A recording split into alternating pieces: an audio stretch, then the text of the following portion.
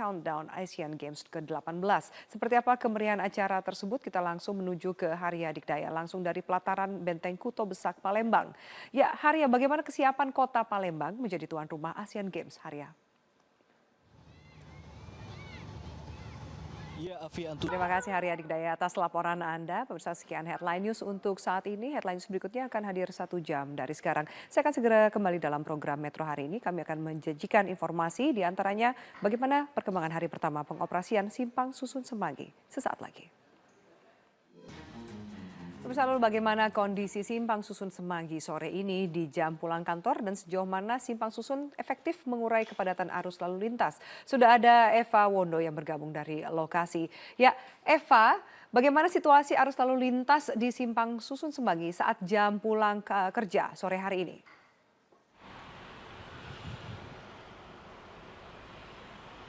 Baik Eva Wondo, terima kasih atas laporan Anda. Dan pemirsa, diapresiasi oleh Presiden Joko Widodo karena pembangunannya yang cepat. Seperti apa sesungguhnya kelebihan dari Simpang Susun Semanggi? Berikut informasi untuk Anda. Diapresiasi Presiden karena pembangunannya yang cepat, seperti apa memang kelebihan dari Simpang Susun Semanggi? Tadi Anda sudah menjanjikan apa kelebihannya. Nah, terkait dengan apresiasi yang disampaikan Presiden Joko Widodo usai meresmikan jalan layang Simpang Susun Semanggi malam tadi, Gubernur DKI Jakarta Jarod Saiful Hidayat kembali menyinggung peran gubernur sebelumnya Basuki Cahayapurnama. Dari usulan pembangunan gedung baru dan apartemen bagi anggota DPR, Kementerian Keuangan menyatakan belum menerima usulan pembangunan gedung baru maupun apartemen di kawasan DPR. Rancangan anggaran pendapatan dan belanja RAPBN 2018 masih dipatok 5,7 triliun rupiah. Informasi lainnya pemirsa, operasi besar mata kiri Novel Baswedan berjalan dengan lancar di Singapura. Meski demikian Novel masih harus bersabar menjalani masa penyembuhan selama 2 bulan. Hal ini disampaikan oleh Wakil Kapolri Jenderal Polisi Tito Karnavian mengatakan hasil pemeriksaan terhadap penyidik Komisi Pemberantasan Korupsi Novel Baswedan di Singapura masih dikembangkan oleh pihak kepolisian. Sementara Polri juga merahasiakan identitas para saksi dalam kasus penyiraman air keras terhadap Novel. Pemirsa, kami akan lanjutkan Metro hari ini dengan informasi lainnya. Pemirsa, Aman Abdurrahman alias Oman yang sering disebut sebagai pimpinan ISIS di Indonesia mendapatkan remisi bebas di hari kemerdekaan. Namun pimpinan Jamaah Ansarut Daulah atau JAD itu kembali ditangkap karena diduga terlibat pada aksi teror bom Tamrin awal 2016. Karopenmas nama Aman Abdurrahman alias Oman kerap muncul dalam sejumlah teror bom di 1 tahun terakhir. Selain teror bom Tamrin, belakangan pimpinan Jamaah Ansarut Daulah itu juga dikaitkan dengan rangkaian serangan bom di tanah air. Sementara itu di Lamongan, Jawa Timur, puluhan mantan teroris bom Bali 1 dan juga Poso di Kabupaten Lamongan, Jawa Timur menggelar upacara hari ulang tahun atau HUT Kemerdekaan RI ke-72. Informasi lainnya pemirsa, peringatan Hari Konstitusi ke-7 pada hari ini kembali menegaskan bahwa Undang-Undang Dasar 1945 dan Pancasila sebagai dasar negara yang tidak boleh diubah. Hari Konstitusi pun dimaknai dengan memahami dan menghormati kebinekaan sebagai pemersatu bangsa. Kita beralih ke informasi mancanegara. Kepolisian Spanyol masih mendalami terus jaringan teror yang membunuh 13 orang di Barcelona dengan cara menabrakkan kendaraan ke arah pejalan kaki. Polisi Catalunya Spanyol menembak mati 5 terduga teror yang kemungkinan memiliki hubungan dengan serangan di Barcelona. 2 serangan teror terjadi di Spanyol dan di Barcelona, serta satu lagi di kota Cambrils. Serangan ini membuat pemerintah Spanyol memasang status siaga. Meski begitu, Perdana Menteri Spanyol mendorong masyarakat Spanyol agar tidak takut melawan aksi teror. Pemirsa, liputan dan laporan langsung dari Tanah Suci akan kami hadirkan usai jeda berikut ini. Tetaplah.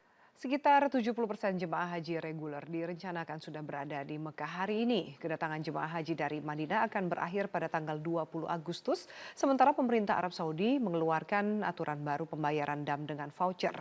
Laporan selengkapnya akan disampaikan oleh Desi Fitriani dari Jeddah, Arab Saudi. Ya, Desi, sudah berapa banyak jemaah yang tiba di Mekah saat ini, Desi? Ya, memang. Baik, terima kasih atas laporan Anda. Desi Fitriani melaporkan dari Mekah, Arab Saudi. Pemirsa, Bareskrim Polri menetapkan satu tersangka baru dalam kasus dugaan penipuan Biro Perjalanan First Travel. Adik pemilik First Travel sekaligus adalah komisaris dan direktur keuangan First Travel, Kiki Hasibuan, resmi ditetapkan sebagai tersangka. Dibuka sejak Rabu 16 Agustus 2017, posko pengaduan atau crisis center bagi korban First Travel sudah menampung aduan dari 700 orang. Posko terletak di Bareskrim Mabes Polri, Gambir, Jakarta Pusat. Crisis center kami akan segera kembali usai jeda berikut ini. Tetaplah di Metro hari ini. Kapolri Jenderal Polisi Tito Karnavian menyatakan pihaknya telah mengirim tim penyidik ke Arab Saudi untuk memeriksa Rizik Syihab. Rizik diperiksa dalam kasus dugaan percakapan berkonten pornografi. Tito mengungkap polisi menetapkan satu tersangka dalam peristiwa pembakaran umbul-umbul merah putih usai upacara bendera di kawasan Taman Sari, Bogor, Jawa Barat. Polres Bogor menyatakan sudah. Masih ada informasi menarik lainnya, tetaplah di Metro hari ini. Kami akan segera kembali usai jeda berikut ini. Pemirsa, jelang dimulainya acara Countdown Asian Games 2018, sejumlah persiapan terus dilakukan oleh pihak penyelenggara. Kita bergabung dengan Amanda Dasrul yang saat ini sudah berada di lokasi acara. Ya, Amanda, bagaimana suasana dan persiapan terkini dari sana, Amanda? Ya, Afi, bisa kita lihat. Dasrul, terima kasih atas laporan Anda. Dan pemirsa, laporan tadi sekaligus juga menutup perjumpaan kita di Metro hari ini. Atas nama kerabat kerja yang bertugas, saya Afiani Malik undur diri. Terima kasih atas atensi Anda. Selamat sore, sampai jumpa. Have a nice weekend. Ya pemirsa, dan bagaimana perkembangan terkini dari pemeriksaan mantan Dirjen Hupla Tony Budiono di KPK? Langsung saja kita tanyakan kepada Syafaati Suryo di sana. Syafa, silakan dengan laporannya. Caca, Bayu, dan pemirsa tersangka. Suryo, atas laporan Anda langsung dari Gedung KPK Jakarta. Ya, KPK menangkap Dirjen Perhubungan Laut Kementerian Perhubungan Tony Budiono karena diduga terlibat kasus suap proyek pengerukan Pelabuhan Tanjung Mas Semarang. Proyek pengerukan Pelabuhan Tanjung Mas sendiri bertujuan untuk mempermudah kapal bersandar. Kita ke informasi lainnya, Polda Metro Jaya telah menerima ribuan laporan atas kasus Saracen. Karena banyaknya aduan, polisi berencana membuka posko aduan bagi masyarakat yang dirugikan. Kementerian Komunikasi dan Informasi hingga saat ini belum memblokir situs milik kelompok Saracen yang diduga menyebarkan konten hoax dan sara. Menkominfo Rudiantara mengatakan sebelum melakukan pemblokiran, pihaknya harus berkoordinasi terlebih dahulu dengan kepolisian. Sementara itu kepolisian sedang berusaha mengungkap seluruh tokoh yang terlibat dalam Saracen. Salah satu caranya dengan mendalami aliran dana yang masuk ke sindikat Saracen. Wakil Ketua Pusat Pelaporan dan Analisis Transaksi Keuangan PPATK, Dian Ediana menyatakan siap membantu kepolisian untuk menelusuri dana yang mengalir ke sindikat penyebar konten kebencian Saracen. Ya, dan hingga Selasa siang, website saracennews.com yang diyakini berkaitan dengan kelompok penyebar fitnah berbau sara. Dan kabar terkini terkait pelaksanaan ibadah haji 2017 akan hadir sesaat lagi. Tetaplah di Kabar Petang.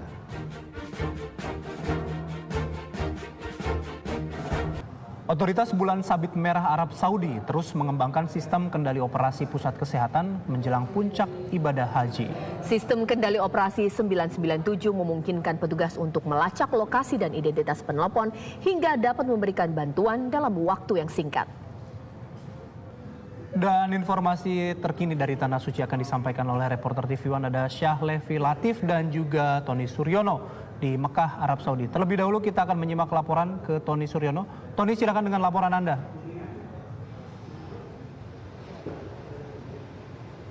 Ya, Bayu dan pemirsa, jelang Kemudian saya akan ke Syahlevi. Syahlevi, silakan dengan laporannya. Baik, terima kasih Caca. Syahlevi Latif atas laporannya, dan sebelumnya ada Tony Suryono yang melaporkan langsung dari Mekah, Arab Saudi. Ya pemirsa, musim haji tahun ini Indonesia menjadi perbincangan dunia. Tidak sekedar karena jumlah jemaah hajinya yang terbanyak di dunia, terdapat pula seorang jemaah haji berusia 104 tahun berasal dari Lombok Barat, Nusa Tenggara Barat. Ribuan pemudik dengan berbagai tujuan mulai memadati stasiun Pasar Senen, Jakarta Pusat. Ya, Garuda Muda berhasil meraih perunggu. Informasi selengkapnya kami hadirkan sesaat lagi.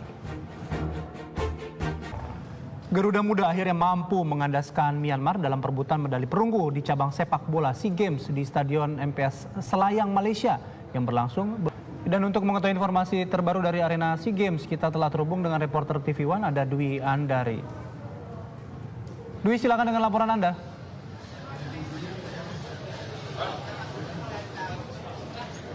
Ya, terima kasih Bayu dan Caca. Dari Stadion Selayang, Malaysia.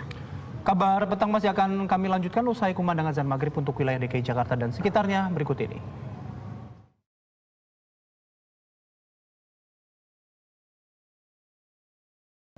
Selamat menunaikan ibadah sholat maghrib bagi Anda yang menjalankannya. Kita lanjutkan kabar petang, pemirsa. Satu hari menjelang penutupan SEA Games ke-29 Kuala Lumpur, Malaysia, cabang olahraga pencaksilat.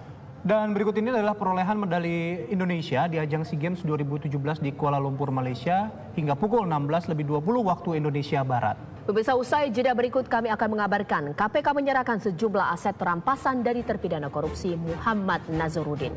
Kabar petang segera kembali. KPK menyerahkan sejumlah aset rampasan dari terpidana korupsi Muhammad Nazarudin kepada Arsip Nasional Republik Indonesia. Pemirsa, polisi masih menunggu pertimbangan penyidik untuk menerima permohonan surat perintah penghentian penyidikan kasus Habib Rizik Syihab. Pihak Habib Rizik menegaskan mereka mengajukan SP3 karena penyidikan melanggar peraturan perundang-undangan. Musim kemarau membuat bendung Katulampa Bogor dalam keadaan kering. Informasi selengkapnya kami hadirkan sesaat lagi. Memasuki musim kemarau, Kota Bogor tak diguyur hujan hampir 3 pekan. Ya, hal ini membuat kondisi bendung Katulampa Bogor dalam keadaan kering. Ya, dan selama musim kemarau berlangsung, beberapa daerah di Indonesia mengalami krisis air bersih. Meski warga kesulitan mendapatkan air bersih, namun bantuan dari pemerintah daerah belum juga datang. Pemirsa, pasukan bela diri Jepang menyiapkan uji tembak rudal Patriot. Informasi hadir usai jeda berikut, tetaplah di kabar petang.